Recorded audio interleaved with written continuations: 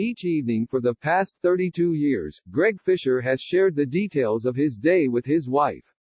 But for nearly 2 weeks, the Louisville, Kentucky, mayor has had those conversations with her through a closed door, standing outside their guest bedroom. That's become the couple's routine since Fischer's wife, Dr. Alexandra Gerasimides, contracted COVID-19, the disease caused by the coronavirus. In their nightly conversations over the past week, Fischer has described his growing alarm that some Louisville residents were not taking the outbreak seriously. Last Monday, Fischer told her that his staff had spotted groups of people playing sports and pushing their children on swings in the city's parks, defying social distancing recommendations. I told her I'm thinking about shutting down the basketball courts and the playgrounds, Fischer, 62, recalled. The mayor knew the restrictions might not be popular. Kentucky's coronavirus-linked deaths remain in the single digits, and it's been a challenge to communicate the urgency to some inconvenienced residents. But Fischer, along with Kentucky Gov. Andy Beshear and some other mayors and local officials across the state, has been determined to curb the virus transmission before it reaches levels seen in harder-hit states like New York. Kentucky has closed schools and shuttered dine-in restaurants, and Fischer has gone even further in Louisville, based on his concerns about the parks. Full coverage of the coronavirus outbreak. As testing capabilities increase, he and other officials want to be prepared for a surge of new cases. He worries that could overwhelm the state's struggling health care system, which has faced public health budget cuts and rising pension costs in recent years.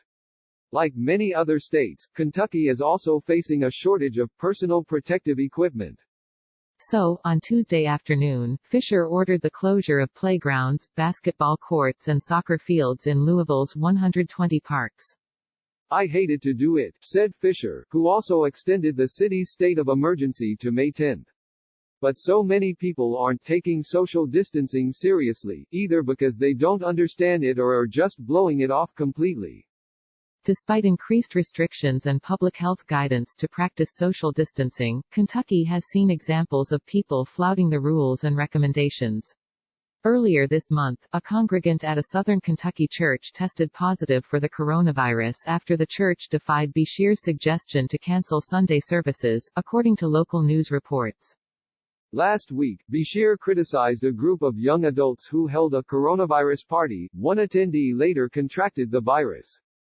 The frustration of watching residents continue to socialize led one Kentucky mayor to post an expletive-filled rant on Facebook urging people to stay home. As of Saturday, Kentucky had 5 coronavirus-related deaths and 394 confirmed cases, far fewer than the worst-hit regions of the country, and state and local officials are determined to keep it that way. The next 2 to 3 weeks are going to be absolutely critical in this battle against the coronavirus, Beshear, a Democrat, said at a news briefing Thursday, thanking all those in the state for the recent sacrifices they've made. This is the time where we do everything we can through social distancing and through being healthy at home to make sure we flatten this curve, so we do not see what we see going on in New York or California or Michigan or so many other places. Beshear has taken swift action since Kentucky reported its first case of COVID-19 on March 6. The same day, the governor declared a state of emergency and began limiting visits at long-term care facilities.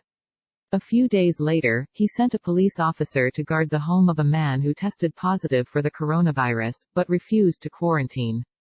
In the coming weeks, even as the number of positive cases remained in the double digits, he ordered the closure of schools and shut down gyms, salons and child care centers.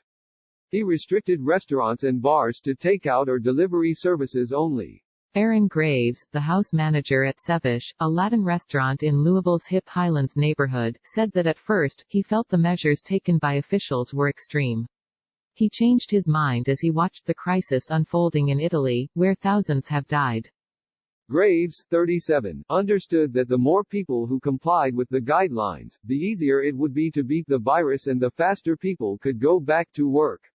He said he is taking the required social distancing seriously, only leaving his home to go to Sevish, which remains open for takeout. During a recent afternoon shift, he looked out the window and spotted a group of about 8 people walking down the street, where most businesses had been boarded up. I wish people would practice it more, he said as he watched the group. During Thursday's news conference, Fischer said that all local leaders had permission to shut down park activities, as Fischer had, if they noticed not enough people were practicing social distancing.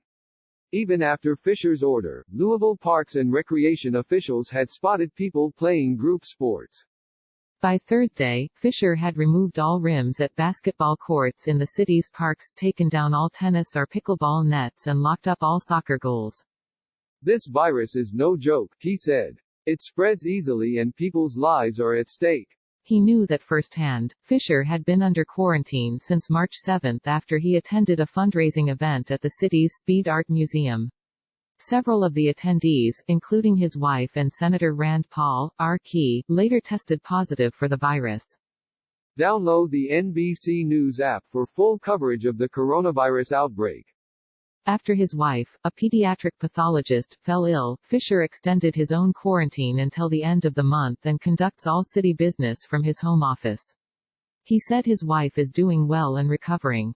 The couple have been communicating mostly through text messages. When Gerasimides, 61, gets hungry, he takes up a tray of food, slipping it carefully into the room. And every evening, Fischer walks down the hall to say goodnight through the shut door. He debriefs on her day and they talk about their 4-month-old granddaughter, Penny. Before he leaves, he sends her a virtual kiss, using his phone. It's been tough, Fischer said. It's not like you are traveling an 8,000 miles away from one another. You're just separated by 8 feet and a 2-inch thick door.